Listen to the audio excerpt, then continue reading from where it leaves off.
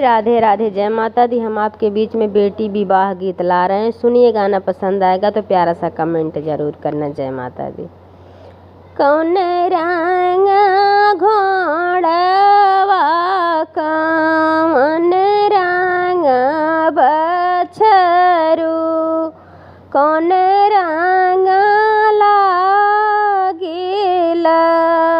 गाम जी, कौन रंग घोड़वा, कौन रंग बछरू, कौन रंग लागिल गाम जी। लाल रंग घोड़वा, लाल ही रंग बछरू, लाल रंग लागिल गाम जी। लाल रंग घोड़वा, लाल ही रंग बछरू, लाल रंग लागिल गाम जी। से घोड़े बैठाई दुल्हे कमाने रामा, चढ़ी ससुररिया के जाई जी। से घोड़े बैठाई दुल्हे कमान रामा, चढ़ी ससुररिया के जाई जी।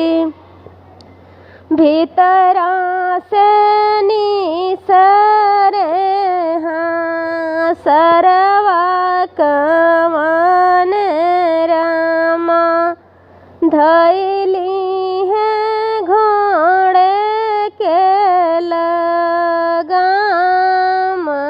जी। भीतरा से निसरे हाँ सरवा कमान रामा, धैली है घोड़े के लगाम जी। किया तू उतर ब्याजी जा, बेल रे बबूरत रे, किया रे कदम जुड़ छाजी। किया तू उतर ब्याजी जा, बेल रे बबूरत रे, किया रे कदम जुड़ छाजी। नाही हम उतर सारे, बेल रे बबूरत रे, नाही कदम जुड़ छाजी।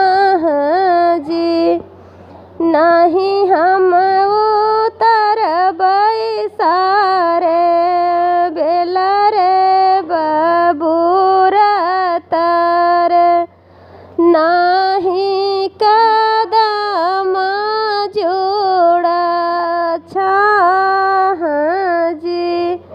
हम तो उतर सारे, कौन रम दुआरामा, जेकर बियाह करी ना कुमार जी।